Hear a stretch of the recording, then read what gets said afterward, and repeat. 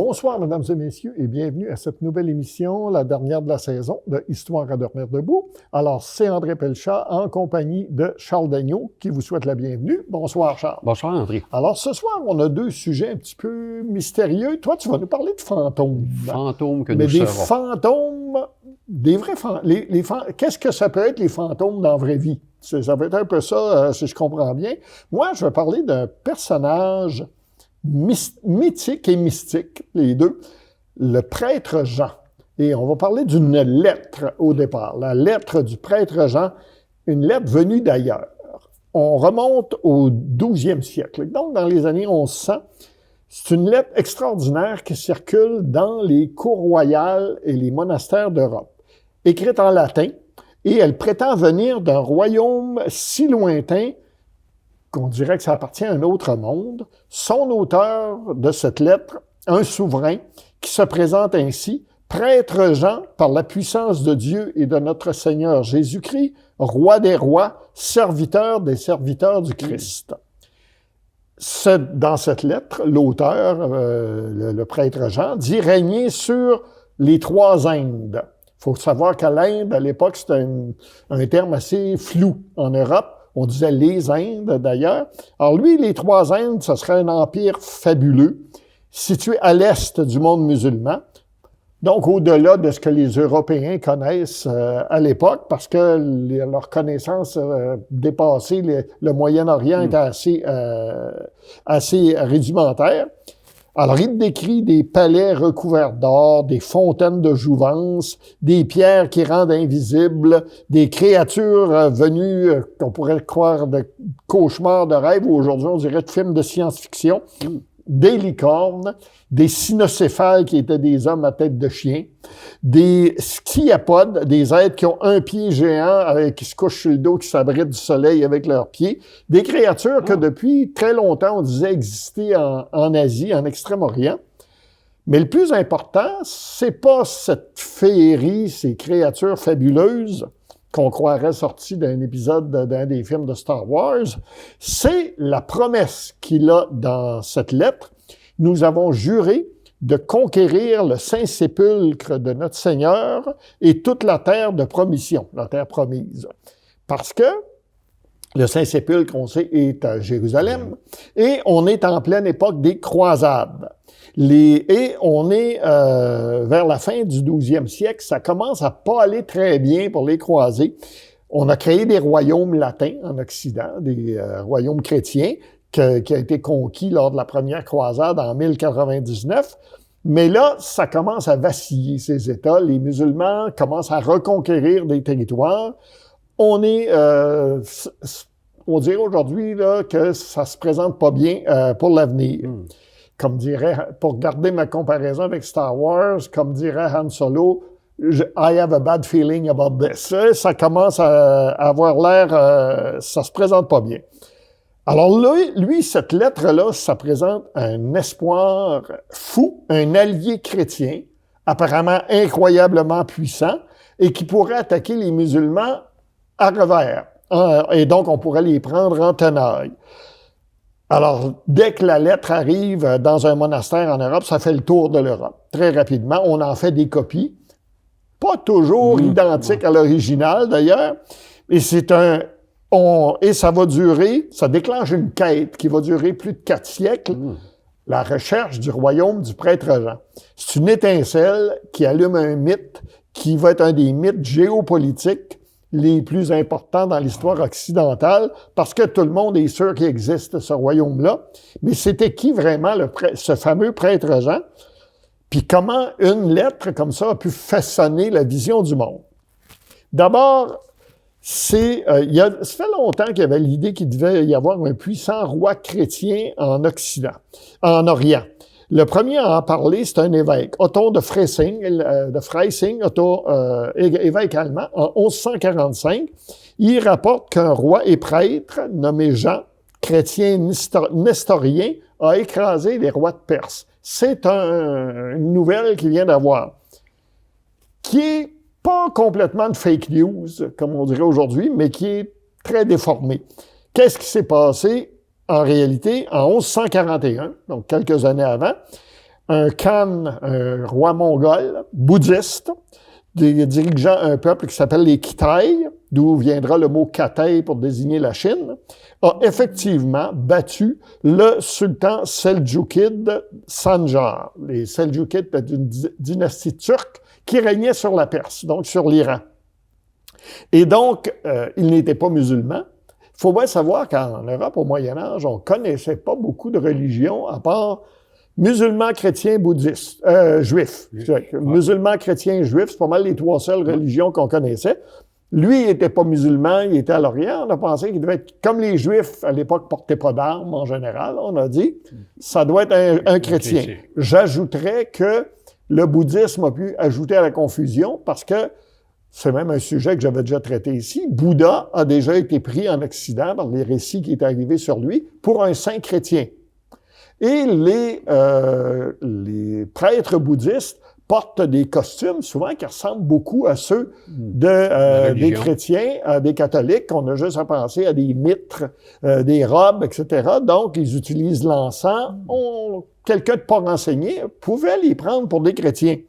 Donc, la rumeur, en voyageant de cette bataille, a christianisé le vainqueur, un vainqueur inattendu, qui était finalement pas chrétien. Il faut ajouter que quelques années plus tard, quand Gengis Khan va faire ses conquêtes, bien, parmi ses lieutenants, il y a plusieurs seigneurs qui sont chrétiens, effectivement, qui sont nestoriens, donc des chrétiens d'Orient. Donc, il y a de quoi ajouter à la confusion aussi. Le personnage va s'enrichir par d'autres récits. On va dire que c'est un descendant des rois mages. Il faut expliquer pourquoi il y a un roi chrétien en Occident, j'imagine. Et à Cologne, en Allemagne, on a soi-disant les reliques des rois mages depuis le 12e siècle. Ils viennent d'arriver, donc, à cette époque-là. On lui donne pour compagnon le roi David, gardien des mythiques portes caspiennes, qui sont des défilés autour de la mer Caspienne qui ont permis de protéger certains États chrétiens face aux invasions éventuelles venues du Sud. Alors, on essaie de se servir de ça pour relancer l'esprit de croisade, remobiliser les gens pour des croisades, pour aller combattre les musulmans et protéger le royaume de Jérusalem. Mais aussi, on s'en sert pour la politique interne à l'Europe parce qu'il y a, à cette époque-là, un conflit sur la suprématie entre l'empereur et le pape. L'empereur étant l'empereur du Saint-Empire romain germanique. Et on essaie, l'empereur de l'époque, Frédéric Barberousse, essaie de prouver qu'un seul homme peut cumuler les pouvoirs de roi et de prêtre, ce qui semble être le cas du prêtre Jean, donc n'a pas besoin de l'autorisation du pape pour gouverner. C'est une querelle qu'on va appeler la querelle des investitures, qui va durer très longtemps pour savoir qui dirige entre l'empereur et le pape en Occident. Mais là, évidemment, on ne suffit pas de penser que ce roi existe. On va y envoyer des émissaires. On va envoyer des émissaires à sa recherche. On ne le trouvera pas. Alors, des voyageurs, notamment Marco Polo, qui va aller visiter l'Asie, la Chine, vont pas le trouver. On ne trouveront pas d'empire chrétien en Orient, mais vont rapporter l'existence de petites communautés nestoriennes isolées, puis dans certains cas même qui ont il y a des membres de certaines dynasties royales mongoles qui sont chrétiens. L'épouse préférée de Gengis Khan était une chrétienne nestorienne. Alors là, on se dit, ça n'a pas l'air d'être en Asie, c'est pas dans ce coin-là, c'est où ce royaume? Mais là, il y a trop de gens qui ont investi, si on peut dire, là-dedans, dans les discours, dans les écrits, qu'on ne va pas dire juste ça n'existe pas. On s'est trompé. Ça n'existe pas. Alors, c'est qui n'est pas en Asie, ben, il doit être ailleurs. Alors, au 14e siècle, on va le relocaliser. Où ça? En Éthiopie. Là, au moins, en Éthiopie, il y a un royaume chrétien ancien, pas très connu en Europe, mais dont on sait qu'il existe, qui est coupé de l'Europe et qui est bien placé géographiquement s'il voulait attaquer, comme on disait, prendre les musulmans en revers. On va découvrir que c'est plus les Éthiopiens qui ont besoin d'aide contre les musulmans que le contraire.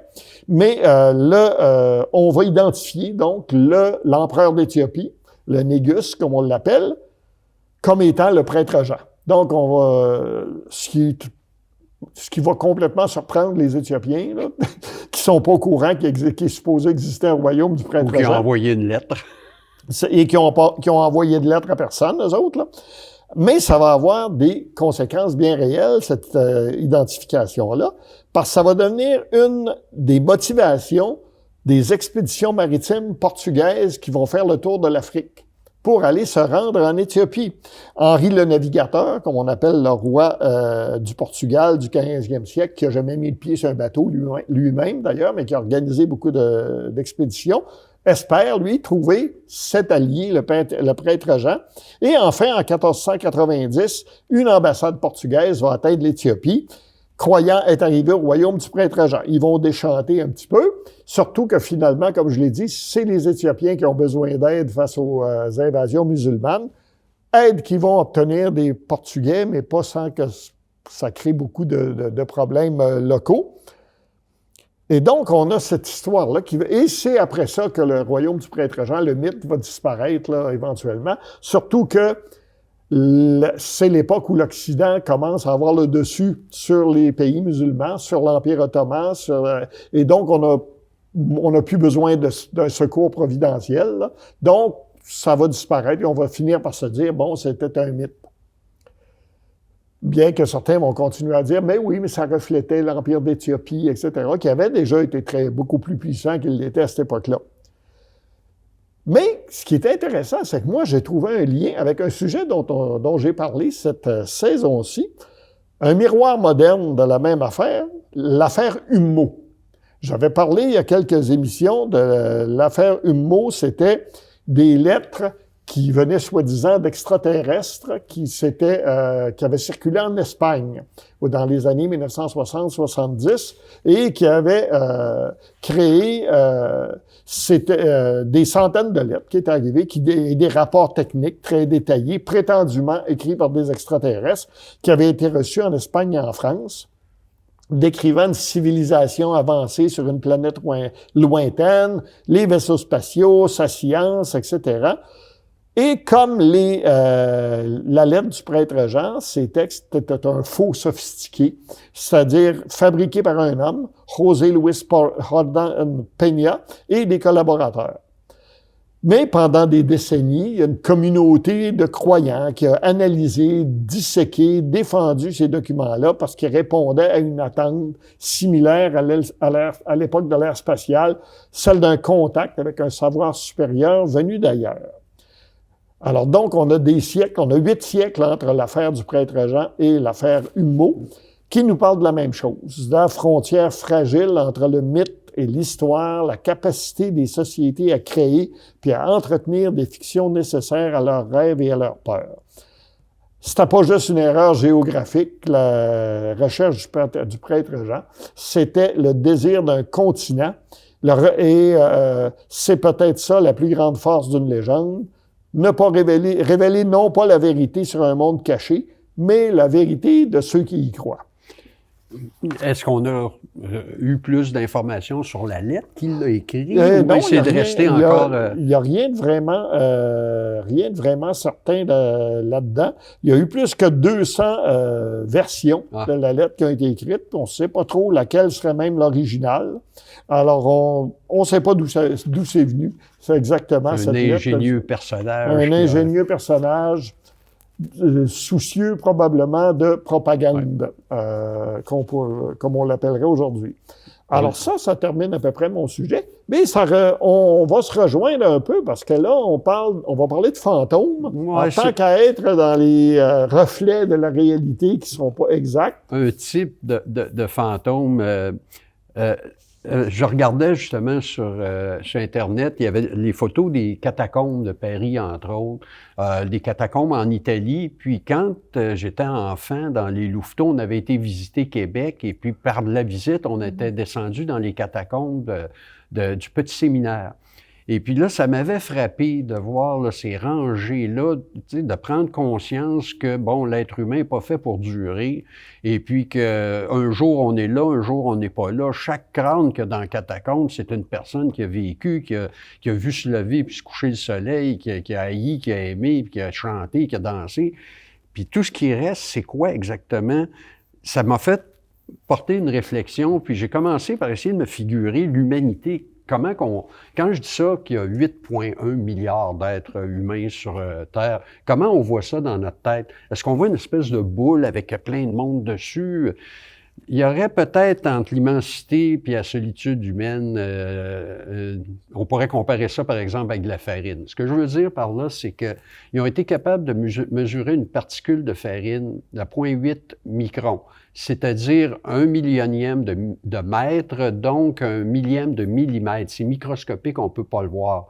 Un sac de farine de 2 à 3 kilos qu'on a, il contient environ 8,1 milliards de grains de particules de farine. Donc, l'humanité au complet compris dans ça. Si on prend, par exemple, toute l'humanité qui a vécu depuis le début, 117 milliards d'êtres humains, bien là, on a une quinzaine de sacs de farine. Et puis, si on prend, par contre, tous les gens que toi, tu connais, que tu as entendu parler dans l'histoire, que tu as lu, sur lesquels tu as écrit, ceux de tes parents que tu connais, ça va tenir à peine sur la pointe d'un exacto parmi les sacs de farine tellement. Puis si on prend tous les gens qui ont connu, qui ont existé, ceux qu'on retrouve sur Wikipédia, entre autres, puis dans les livres d'histoire depuis les premiers, c'est à peu près le quart d'une cuillerée à thé. Fait qu'on est une espèce vivante qui est énorme, mais on s'ignore nous autres mêmes, on se connaît pas nous autres mêmes, puis c'est normal, on fait face à une multitude. C'est comme quand on est là, puis qu'on a fait notre temps, on décède, c'est un peu comme si on laissait une couronne solaire, tu sais, durant les éclipses, quand le soleil est masqué, il reste toujours ce petit rond-là qu'on voit uniquement à ce moment-là. En l'occurrence, c'est notre mort. Ils disent aussi qu'on meurt 2 fois. La première fois qu'on meurt, c'est quand notre cœur arrête de battre, puis la deuxième fois, c'est quand notre nom est prononcé pour la dernière fois. Donc, il y en a qui ont échappé à cet anonymat parce qu'ils sont connus dans l'histoire. Tu vois, c'est intéressant parce qu'en Afrique de l'Est, il y a un dicton, ils disent qu'on meurt 3 fois. Physiquement. Oui. Ensuite, quand les personnes qui nous ont connus sont toutes mortes. Oui, effectivement. Et la 3e fois, c'est quand plus personne n'a même notre souvenir de notre nom. Disparu, exactement. Là, c'est qui le premier? Nom écrit. Dans l'histoire, ça nous amène, je te le donne en mine, nos amis les Sumériens. Ils sont là tout le temps. Normal, c'est les premiers qui ont tout fait finalement. Alors, le premier nom connu, c'est Kushin, 3000 ans avant Jésus-Christ, sur une tablette sumérienne. Donc, maintenant, ce nom-là est gravé pour aussi longtemps que le système terrestre va durer, là, appelons ça de même, parce que je pense que ça dure assez longtemps, de l'argile. En tout cas, ça s'est rendu... La preuve, c'est que ça s'est rendu jusqu'à nous. Ils ont traversé 5 millénaires, pareil, ce nom-là ici. Et puis, il y en a eu d'autres aussi qui ont suivi, entre autres, ceux qui ont eu des esclaves. Ils notaient les noms, justement, de ces esclaves-là qui étaient leur richesse. Donc, les premiers noms qui sont apparus, c'était des noms des propriétaires et de leur propriété. Par contre, il y a le fantôme de l'image qu'on va laisser. Même quand les noms vont s'effacer, il va rester des photographies, des peintures, des statues.